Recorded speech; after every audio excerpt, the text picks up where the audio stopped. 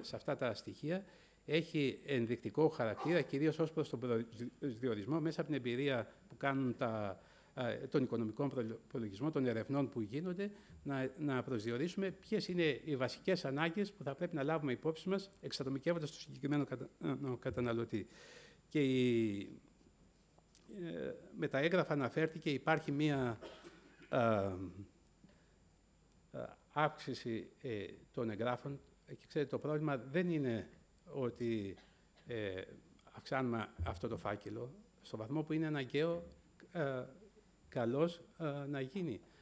Αλλά το ζητούμενο σε μια διαδικασία έτσι, που έχει τον κίνδυνο της γραφειοκρατικοποίησης, της υπέρμετρης επιβάρησης του καταναλωτή. Λόγω χάρη, ξέρετε ήδη ότι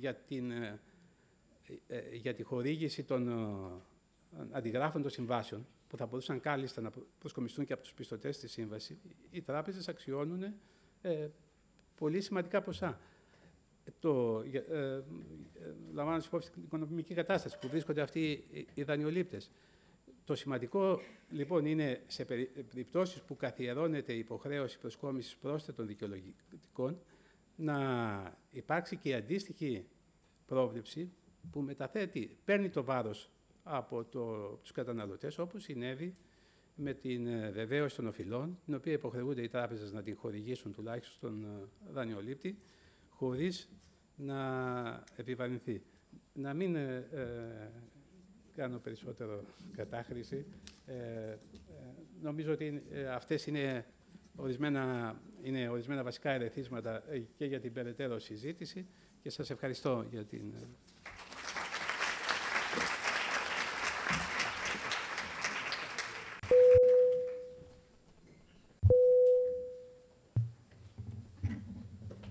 Ευχαριστούμε πολύ τον κύριο Σπυράκο, που μας παρουσίασε με εύστοχες κριτικές παρατηρήσεις τις βασικές αλλαγές στο νόμο 3869 που επήλθαν με το νόμο 4336 του 2015.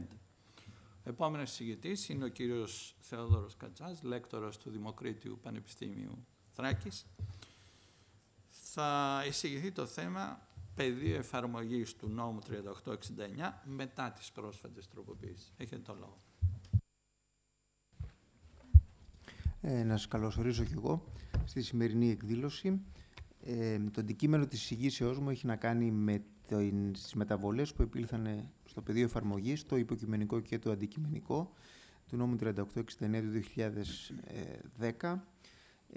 Αν θέλαμε να συνοψίσουμε αυτές τις αλλαγές, αυτές συνίστανται, θα μπορούσαμε να πει κανείς, σε δύο βασικούς άξονες. Ο πρώτος αφορά, αν θέλετε, την καλύτερη ή μάλλον εντονότερη συναρμογή του δικαίου της αστικής αφαιρεγγιότητας με εκείνο της εμπορικής αφαιρεγγιότητας, ιδίως όσον αφορά το στοιχείο της πτωχευτικής ικανότητας και της έννοιας του εμπόρου. Και το δεύτερο στοιχείο έχει να κάνει με την μεγάλη αλλαγή που έφερε ο νόμος με την υπαγωγή των οφειλών προς το δημόσιο στο πεδίο. Νομίζω στο ζήτημα αυτό έχουν διατυπωθεί δύο απόψεις. Αν δεν κάνω λάθος, και ο κριτικός είναι ο πιο αυστηρός. Νομίζω ότι λέει ότι δεν μπορούν να υπαχθούν. Υπάρχουν άλλοι οι οποίοι υποστηρίζουν ότι στο πλαίσιο της ιδιωτικής αυτονομίας κάτι θα ήταν δυνατό. Θα ήταν δυνατό να γίνει αυτό. Νομίζω βέβαια ότι αν λάβει κανείς τα ειδικά χαρακτηριστικά αυτής της διαδικασίας ως συλλογικής, το πρόβλημα που τίθεται είναι ότι δεν νομίζω ότι είναι ζήτημα μόνο ενός πιστωτή και του οφειλέτη να το αποφασίσουν αυτό. Είναι ζήτημα και συγκατάθεσης της ομάδας των πιστωτών, ουσιαστικά, αν θέλουν να μοιραστούν το μέρος περιουσίας που θα διατεθεί σε αυτούς με κάποιον άλλον, την οφειλή του οποίου δεν γνωρίζουν κατά ύψος. Και γι' αυτό το λόγο ουσιαστικά το πρόβλημα που τίθεται σε αυτές τις περιπτώσεις είναι ότι δεν μπορεί να υπάρξει μία ρύθμιση σε αυτό το ζήτημα. Δεν υπάρχει σε αυτή τη ρύθμιση μία οργάνωση, μία ένωση, αν θέλετε, των πιστωτών στο δίκαιο της αστικής αφαιρεγγιότητας, όπως τη συναντούμε στο δίκαιο της εμπορικής αφαιρεγγιότητας. Αυτές ήταν οι παρατηρήσεις που είχα όσον αφορά το πεδίο εφαρμογής. Βλέπω ότι δεν εξήγησε το χρόνο. Σας ευχαριστώ σε κάθε περίπτωση για την προσοχή σας.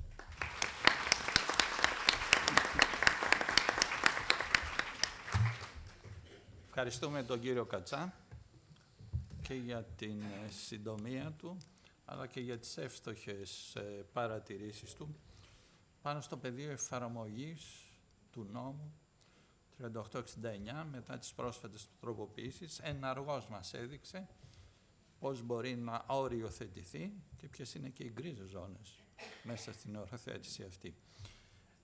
Ο επόμενος εισηγητής είναι ο κύριος Νικόλαος Κατηφόρης, είναι επίκουρος καθηγητής της Νομικής Σχολής του Πανεπιστημίου Αθηνών. Ως δικονομολόγος θα αναφερθεί στα δικονομικά ζητήματα της πρόσφατης τροποποίησης του 3869 του 10. Σας ευχαριστώ, κύριε Πρόεδρε.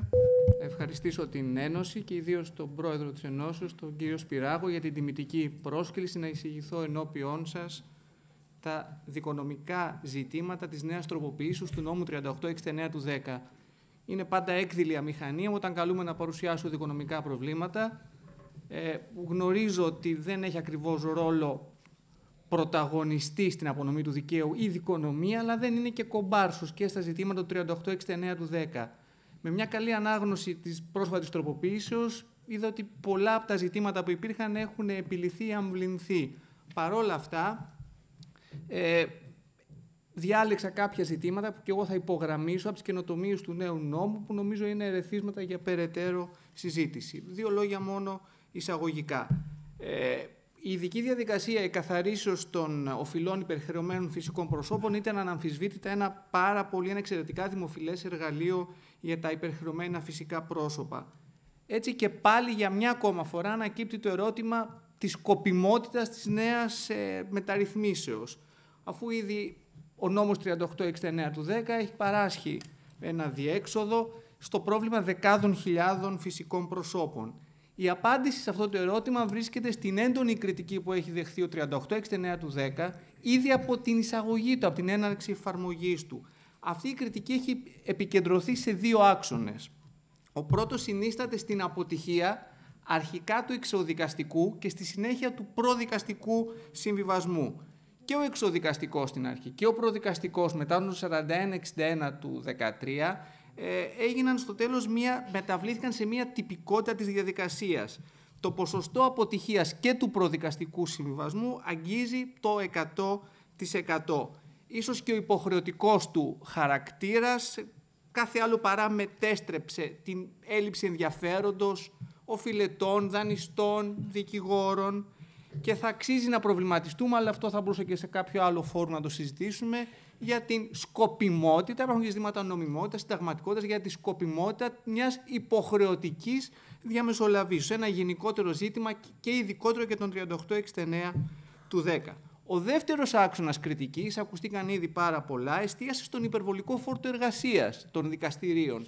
Ήδη προχτές ανέφερα σε ξένους φοιτητές Γερμανούς και Ολλανδούς για τις δικασίμους αυτές του 2030 τόσο, του 3869 του 10, και τρίβαν τα μάτια τους, δεν πιστεύαν ότι τους έλεγα αλήθεια, νόμιζαν ότι δεν ήξεραν λέω τους αριθμούς στα αγγλικά. Καταλαβαίνετε ότι με ορισμό τέτοιων δικασίμων η διαδικασία δικαστικής διευθετήσεως πολλές φορές των διαφορών γίνεται από μέσω συλλογικής εκαθαρίσεως, ίσως και μέσω αναστολής, όταν είναι γνωστή η διάθεση των δικαστηρίων να χορηγούν πολλές φορές προσωρινές διαταγές ή και προληπτικά μέτρα, αναστολή εκτελεστότητας, προσωρινά μέτρα, με μεγάλη ευκολία. Τέλος, ακόμα και του 41-61-13, η τελευταία τροποποίηση που προέβλεψε την υποχρεωτικότητα των καταβολών ήδη από την κατάθεση αιτήσεως, χωρίς ομοσυνέπειες, θα το δούμε αυτό στη συνέχεια, και πάλι δεν κατάφερε να αποτρέψει τον λεγόμενο ηθικό κίνδυνο. Η συγκεκριμένη τροποποίηση είναι η τέταρτη βασική τροποποίηση, η τέταρτη μεταρρύθμιση του νόμου 3869 του 10. Είναι τροποποίησεις που έχουν επιφέρει κάποιες ρογμές μέχρι τώρα. Τώρα πιστεύω ότι κατάφεραν να διασπάσουν το σύστημα του 3869 του 10. Τα ζητήματα που διάλεξα να παρουσιάσω ενώπιόν σας είναι τα ακόλουθα. Πρώτα απ' όλα βλέπω στο τελευταίο εδάφιο του πρώτου άρθρου του 3869 του 10, στην πρώτη παράγραφο, ότι η απέτηση πιστωτή, η οποία δεν είχε συμπεριληφθεί στην αίτηση, δεν επηρεάζεται από τη διαδικασία διευθέτησης των οφειλών του αιτούντος κατά τον παρόντα νόμο. Στην αρχή δεν το είχα προσέξει, γιατί αντικατασταθεί κατάστρα και δεν φαίνεται τι ακριβώς έχει τροποποιηθεί. Εδώ είναι σαν να έχουμε μια κερκόπορτα, σαν να μπαίνει από παράθυρο το 4 παράγραφος 6 πρώτης διατυπώσεως του νόμου. όπου έλεγε ότι όσοι δεν συμμετέχουν στη διαδικασία δεν επηρεάζονται. Εκεί είχαν δημιουργηθεί προβλήματα, θυμίζω, με την πρώτη εισαγωγή του 3869 του 10. Δεν υπήρχε ομοφωνία και στην ομολογία και στη θεωρία για το ποιους καταλαμβάνει η εμβέλεια. Ακόμα και του τότε εξοδικαστικού συμβασμού, αλλά και της κύριας διαδικασίας. Πρέπει να καλέσω όλους τους δανειστές μου, μια και δεν έχει συνέπειες για όλους. Αυτά σε μεγάλο βαθμό τα άμβληνε, δεν λέω τα έλυσε, ο 4161 του 13.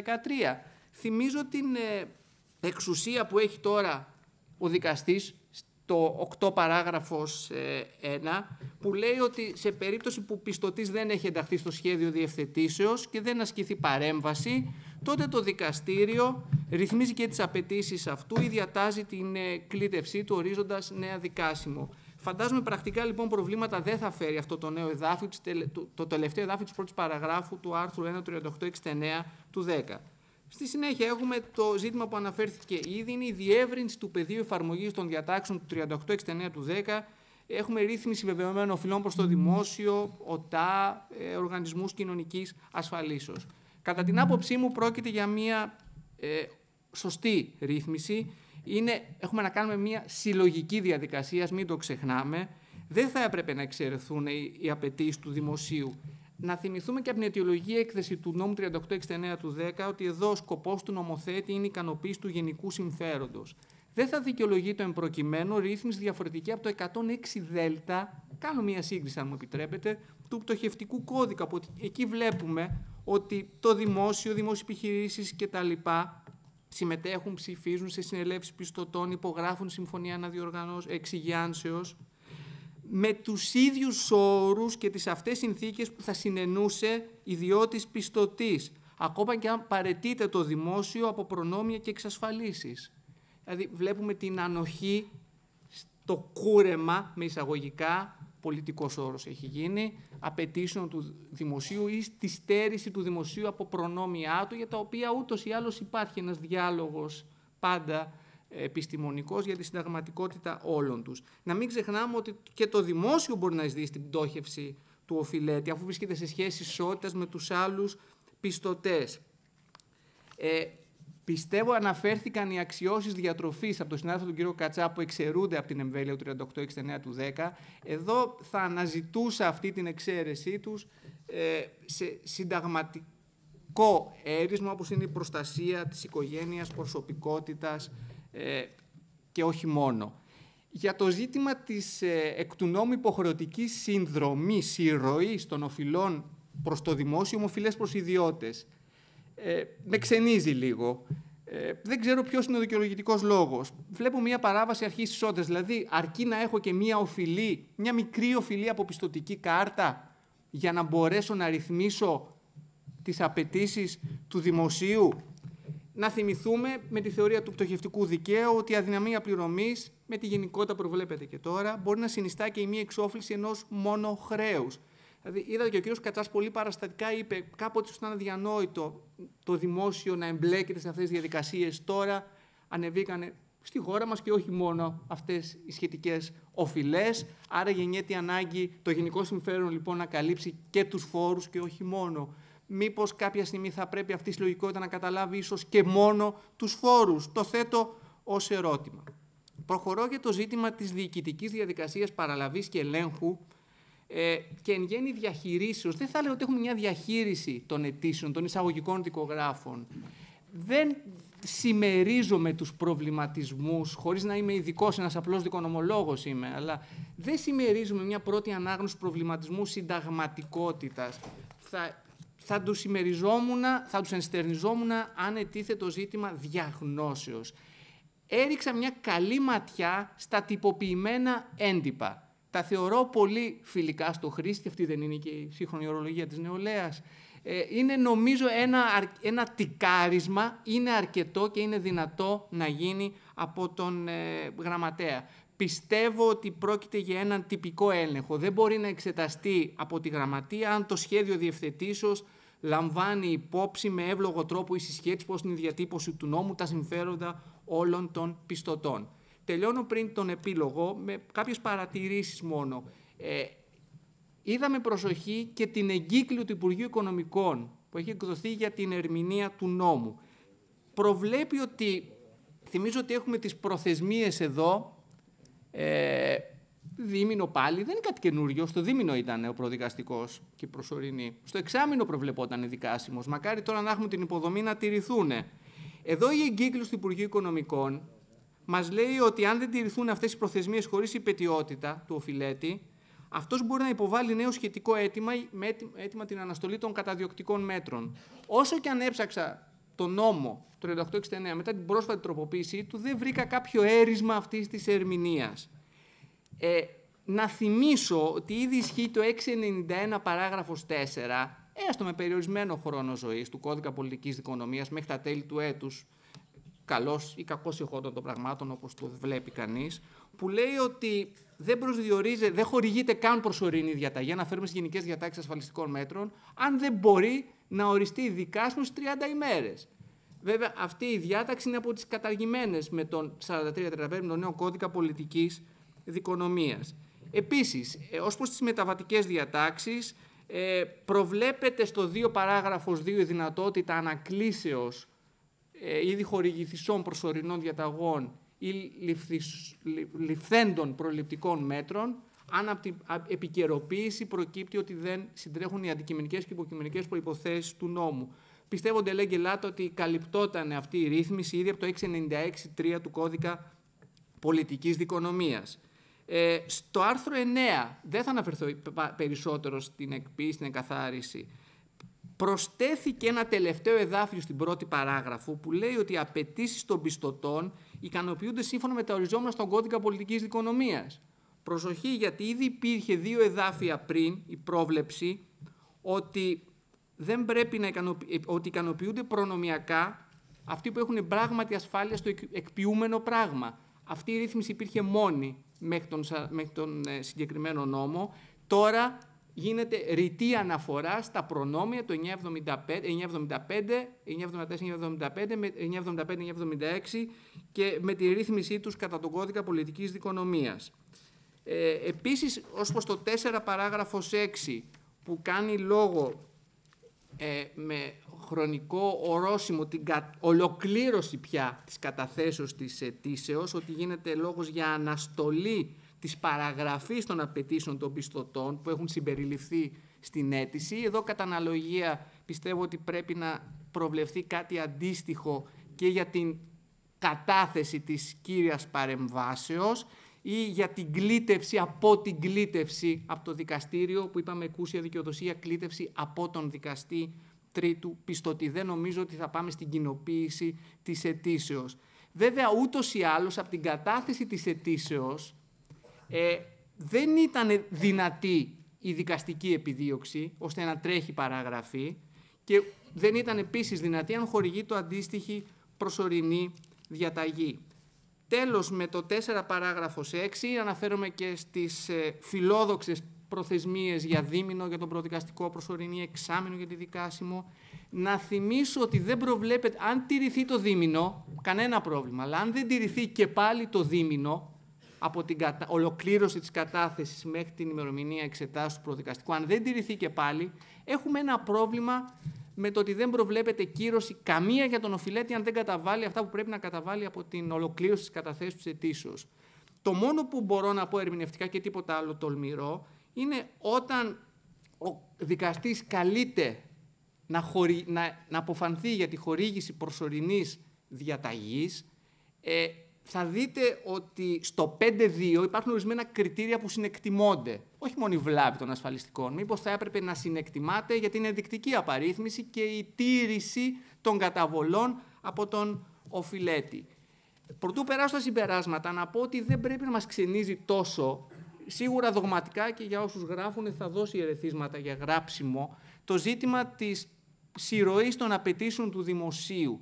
Με το προηγούμενο καθεστώς, για να τα δούμε πρακτικά τα ζητήματα, ας μην ξεχνάμε πέρα από το τυχόν κούρεμα των απαιτήσεων του δημοσίου ή των προνομίων τους, να μην ξεχνάμε ότι αν προχωρούσε μια διαδικασία εκποιήσεως ή πληστηριασμού, δηλαδή στο πλαίσιο του 3869 ή σε επίπεδο ατομικής εκτελέσεως από το δημόσιο, ας πούμε, έπρεπε, παρά το ότι δεν φαινόταν καθαρά από το γράμμα του 3869, έπρεπε να προβλέπεται η δυνατότητα αναγγελίας των απαιτήσεων, των μεν πιστωτών του 38-69 σε διαδικασία εκτελέσου που επέσπευδε το δημόσιο και ανάποδα να μην χαθούν δικαιώματα για το δημόσιο, γιατί βέβαια ολόκληρη την απέτησή του θα μπορούσε να αναγγείλει απαιτήσεις του εφόσον προχωρούσε. Ξέρω ότι 7 ή 8 έχουν προχωρήσει, ίσως πολλές λέω εκποίησεις σε όλη την Ελλάδα, αυτό είναι πάλι άλλο ζήτημα, να μπορούσε να αναγγείλει και το δημόσιο τις απαιτήσεις του. Αξιότιμες και αξιότιμη δικαστική λειτουργία, αγαπητές και αγαπητοί συνάδελφοι στο Πανεπιστήμιο και στην δικηγορία. Το ευρύτερο ερώτημα έχει ήδη τεθεί. Η πολιτική δικονομία αποβλέπει αποκλειστικά στην επίλυση ιδιωτικών διαφορών, διασφαλίζει την απλότητα, την ταχύτητα, ή μπορεί η πολιτική δικονομία, μπορεί και πρέπει να ικανοποιεί και αιτήματα απονομής ουσιαστικής δικαιοσύνης. Εδώ που βλέπουμε ανάγλυφα στο 38-69 να αναδεικνύεται το γενικό συμφέρον ο σκοπός, τελολογία, και όχι το συμφέρον μόνο των οφειλετών ή μόνο των πιστωτών, πιστεύω ότι και η ερμηνεία των δικονομικών ρυθμίσεων μπορεί να παίξει ένα ρόλο σε αυτή την κατεύθυνση. Μια τουλάχιστον συγκρατημένη αισιοδοξία για τις επιμέρους τροποποιήσεις του 38-69 του 10 επιτρέπεται.